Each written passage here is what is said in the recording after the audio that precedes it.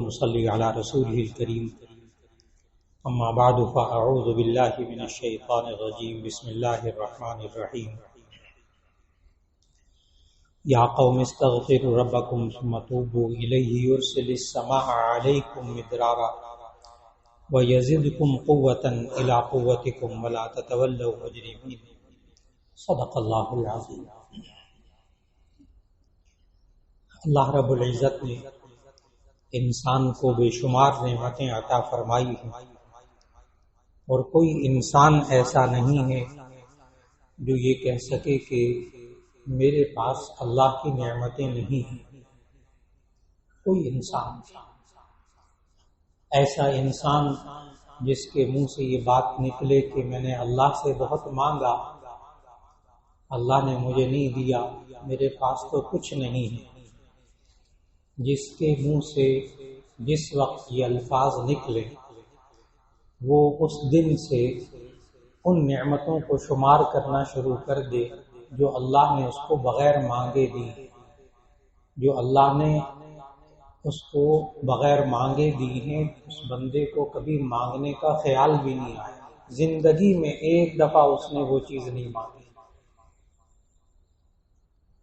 تو اللہ تعالیٰ کا قرآن مجید میں انسان کے لیے دعویٰ اور چیلنج ہے کہ ان تعدوا نعمت اللہ لا تحصوها، اگر تم اللہ کی نعمتوں کو شمار کرنے لگو گے تو شمار نہیں کر سکتے، ان نعمتوں کو جو اللہ نے بغیر مانگے دی۔ اس نے سورج کب مانگا تھا، چاند کب مانگا تھا، اس کو کیا پتا کہ یہ سورج اور چاند اس کی زندگی میں کتنی اہمیت رکھتے ہیں؟ اس نے پانی کب مانگا تھا، ہوا کب مانگی تھی؟ اس انسان کے اپنے جسم میں اس نے زندگی میں کتنی مرتبہ آنکھیں مانگی تھی، کتنی مرتبہ دانت مانگے تھے، کتنی مرتبہ زبان مانگی تھی، ہونٹ مانگے تھے، دل گردے مانگے تھے۔ جب بیمار ہوتا ہے تب مانگتا ہے زندگی میں، تو یہ تو باڈی اللہ نے خود کہا، یہ میں بھی فہرست مکمل نہیں کر سکتا۔ اللہ نے کہا تم شمار کرتے رہو، زندگی گزر جائے گی شمار نہیں کر سکتے۔ اتنی نعمتیں ہر انسان کو اللہ نے دی۔ اگر ان نعمتوں کے اندر برکت موجود رہے تو انسان کو سکون ملتا ہے، انہی نعمتوں کے اندر سے اللہ برکت اٹھا لے، وہی نعمتیں ہوتی ہیں، سب کچھ وہی ہوتا ہے، کوئی کمی نہیں ہوتی۔ درمیان میں سے سکون اٹھ جاتا ہے، خیر اٹھ جاتی ہے، پریشانیاں آتی ہیں، بے چینی بے سکونی آتی ہے، اس کی راتوں کی نیند اڑ جاتی ہے، سب چیزیں ہوتی ہیں، درمیان میں سے برکت اٹھ جاتی ہے۔ آج کا موضوع صرف اتنا ہے کہ اللہ نعمتیں دیتا ہے، اس میں سے برکت کیسے اٹھتی ہے، اور اگر اٹھ جائے تو اس کو انسان واپس لانا چاہے تو ان برکت کو کیسے واپس لا سکتا ہے۔ ایک اللہ نے انسان کو، کوئی انسان ایسا نہیں ہے جو یہ کہہ سکے میرے پاس وہ نعمت نہیں ہے، کوئی انسان دنیا میں، اور وہ ہے وقت، ٹائم۔ آج انسان کہتا ہے میرے وقت میں برکت نہیں ہے، بعض انسان کہتے ہیں، ہر انسان نہیں کہتا میرے وقت میں برکت نہیں ہے۔ بعض یہ کہتے ہیں ہماری زندگی میں برکت نہیں ہے۔ بعض کہتے ہیں میں جو کماتا ہوں اس میں برکت نہیں ہے۔ بعض کہتے ہیں پتہ نہیں کیا ہے، میں سارا سودا سامان گھر کا لے کر آتا ہوں، وہ یہ پہلے ہوتا تھا، وہ یہ اب بعد میں ہے، برکت نہیں، کھانے میں برکت نہیں۔ عجیب بات عرض کرو، ہمارے معاشرے میں پانی میں بھی برکت نہیں۔ کبھی سوچا تھا آپ نے اتنے 100 روپے کا پانی آپ خریدیں گے، ہزاروں روپے کا صرف پینے کے لیے پانی خریدیں گے، جبکہ آپ کے پاؤں کے نیچے زمین میں پانی موجود ہے؟ کبھی سوچا نہیں تھا اس میں؟ اور پھر یہ انسان بیوی بچوں کے اندر برکت، خاندان کے اندر برکت، کاروبار میں برکت۔ میں نے بتایا نا، زندگی کے ہر مرحلے کے لیے، اس لیے کہ برکت خیر کا نام ہے۔ برکت اٹھ جاتی ہے، بیچ میں سے خیر ختم ہو جاتا ہے۔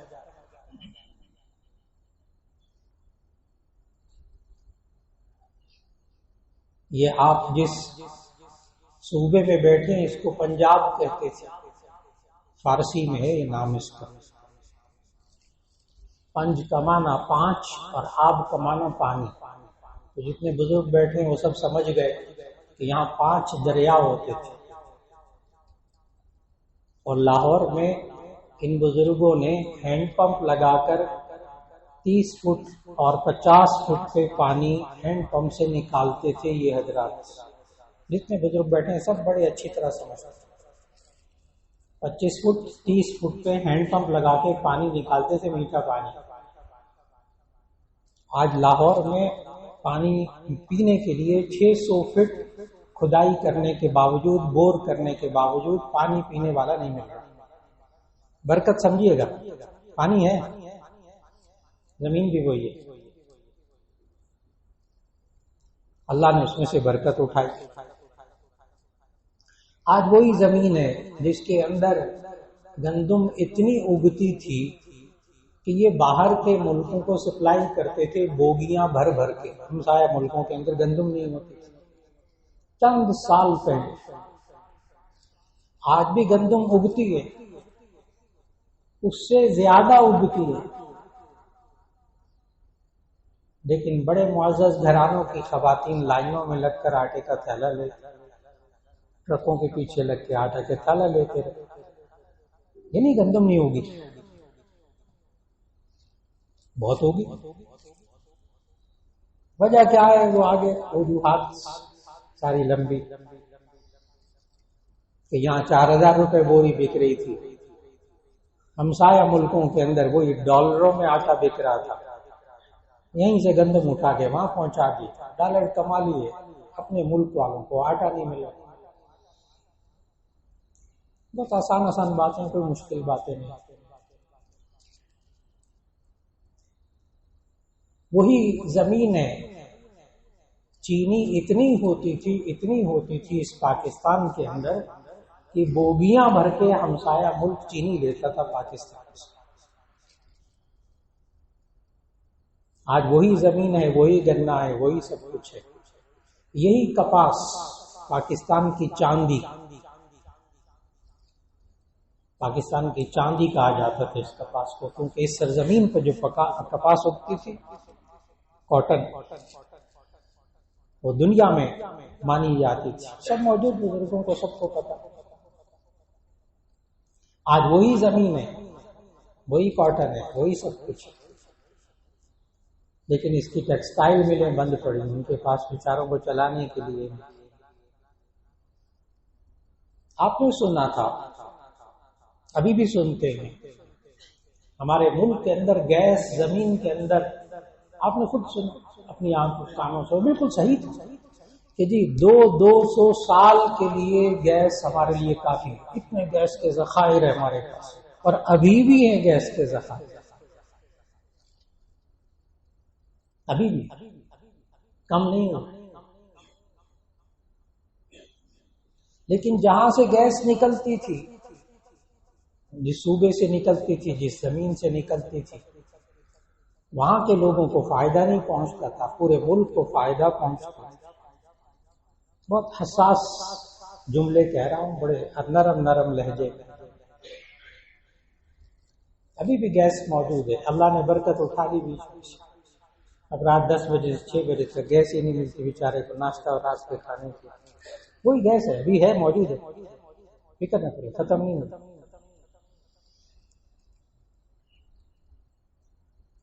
نعمتیں موجود، لیکن اس میں سے برکت اٹھ گئی، خیر اٹھ گئی، قلت کمی۔ یہ قلت اور کمی، یہ برکت اٹھ جانے کی نشانی ہے، برکت اٹھ جانے کی نشانی۔ وقت کی کمی، کھانے کی کمی، اب وہ ساری چیزوں کی کمی جو میں نے بتائی، عام زندگی کی بات ہے۔ نبی کریم صلی اللہ علیہ وسلم نے وہ برکت حاصل کرنے کے آداب بتائے تھے. سب سے پہلے کہ انسان جب کمائے، ظاہر یہیں سے شروع ہوتا ہے، کمائے گا، اس کے بعد پیسے خرچ کرے گا، اس کے پاس نعمتیں آئیں گی، کھانا کھائے گا، فلاں کرے گا. سب سے پہلے کمائی کے طریقے بتائے کہ حلال کماؤ، اس میں برکت ہوتی ہے، نہ کماؤ حرام، اس میں برکت نہیں ہوتی. پیسہ زیادہ آ جائے گا، یہ نہیں کہ پیسہ زیادہ نہیں آیا.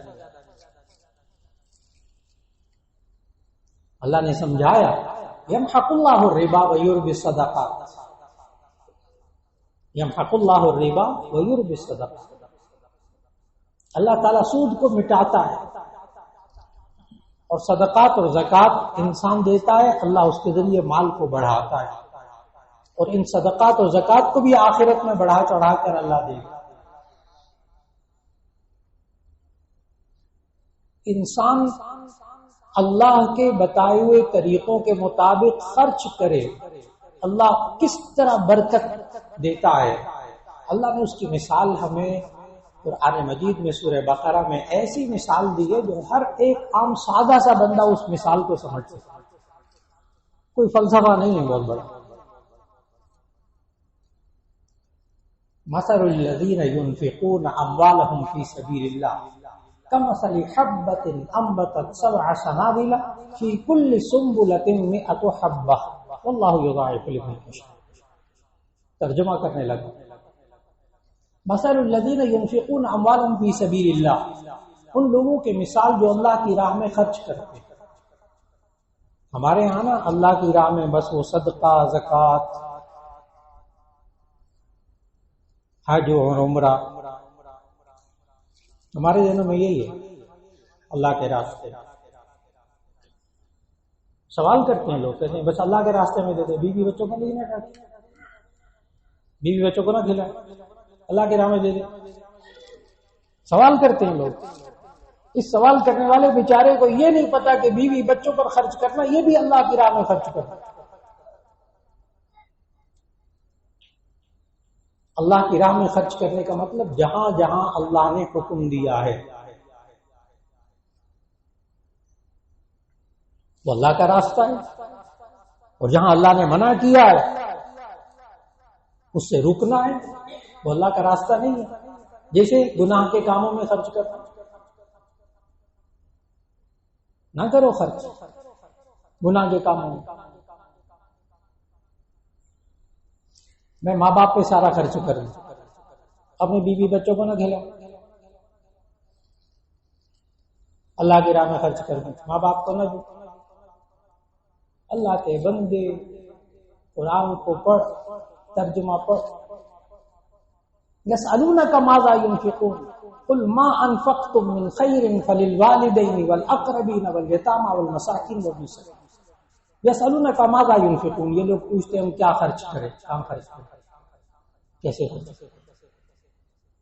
قل ما انفقتم من خیر، جو تم خیر کا، یا لفظ خیر سے مراد بہت سے مفسرین نے مال لیا ہے، بہت سے مفسرین نے اس سے مراد ہر خیر کا کام لیا، ہر خیر. قل ما انفقتم من خیر، جو تم خرچ کرتے ہو خیر میں سے. آپ خیر جس چیز کو سمجھیں، پیسے، کپڑے، کھانا، آپ کا وقت، آپ کا وقت، ٹائم، وہ بھی خیر. فللوالدین، نمبر 1 فللوالدین، اللہ کہہ رہا ہے ماں باپ کے لیے. یہ ماں باپ کے لیے مال خرچ کرے، ان کو کپڑے دے، کھانا دے، کچھ ٹائم ماں باپ کو دے. اصل میں وہ خیر نہیں سمجھ رہا نا، خیر سمجھ رہا پیسہ. یہ آپ کے 2 میٹھے بول، یہ بھی خیر. آپ کا مسکرا کر دیکھ لینا یہ بھی صدقہ ہے. نبی صلی اللہ علیہ وسلم نے فرمایا لا تحقرن من المعروف ولو ان تلقى اخاك بوجه طلق، کسی نیکی کو حقیر نہ سمجھو، اگرچہ اپنے بھائی سے خندہ پیشانی سے مسکراتے چہرے سے مل لو۔ آج کل اس صدقے کی ویسے بھی بڑی ضروری ہے۔ آپ سے ملاقات کرنے کوئی آتا ہے، پریشانی میں آتا ہے، آپ کے گھر کوئی آتا ہے، آپ کسی سے ملنے جاتے ہیں، مسکرا کے مل لیتے ہیں، آدھی پریشانی اس کی ویسے ختم ہو جاتی ہے۔ پہلے تو وہ یہی پریشان ہوتا ہے، آیا ہی کیوں ہے، رشتے دار بھی پریشان ہوتا ہے، آیا کیوں۔ لیکن جب یہ مسکرا کر جا رہا ہوتا تو پتہ خیر ہی ہے، ناراض ہو کے نہیں۔ گھر میں داخل ہوگا مسکرا کے، بیوی کو پتہ چل جائے گا آج موڈ ٹھیک، کاش کے روزانہ موڈ ٹھیک، آدھے مسئلے تو یہی حل ہو جائے۔ یہ ماں باپ سے بھی مسکرا کر مل لے۔ قل ما انفقتم من خیر فللوالدین والاقربین، ماں باپ کے لیے، پھر رشتے داروں کے لیے، پھر اوروں کے لیے۔ تو ماں باپ پر خرچ کریں گے فی سبیل اللہ۔ میں ترجمہ کر رہا تھا اس آیت کا، فی سبیل اللہ، بہت اچھی طرح سمجھے گا فی سبیل اللہ۔ صرف غریبوں کو دینا صدقہ، اسی کو ہم نے فی سبیل اللہ سمجھا ہوا، بس اللہ کے راستے میں دینا۔ اور بخاری شریف کی حدیث سنا رہا، بخاری شریف کی حدیث، نبی صلی اللہ علیہ وسلم نے فرمایا کہ اگر تم اپنی بیوی کے منہ میں، اپنی بیوی کے منہ میں اگر لقمہ ایک دو گے وہ بھی صدقہ ہے۔ میں نے اپنی کی قید لگائی، اپنی بیوی کے منہ میں لقمہ دو گے وہ بھی صدقہ۔ جو آپ اس کو کھانا کھلا رہے ہیں، گوشت فلاں فلاں فلاں فلاں اتنی ڈشیں، سارا کیا ہے؟ صدقہ۔ بیوی بچوں یہ فی سبیل اللہ ہے۔ اور پھر یہ اللہ اس میں برکت کیسے دیتا ہے، اللہ نے اس کی مثال کیا دی ہے۔ اب اس کو مثال کو نا، میں نے کہا ایک ادنا سا دیہاتی ہو نا وہ بھی اس مثال کو سمجھ لے، ایسی شاندار اللہ نے مثال دی کہ اللہ کیسے بڑھاتا ہے، کیسے برکت دیتا ہے۔ اللہ نے کہا مثل الذین ينفقون اموالهم فی سبیل اللہ، ان لوگوں کی مثال جو اللہ کے راستے میں خرچ کرتے ہیں، کمثل حبۃ، ایک دانے کی طرح ہے، گندم کا ایک دانہ،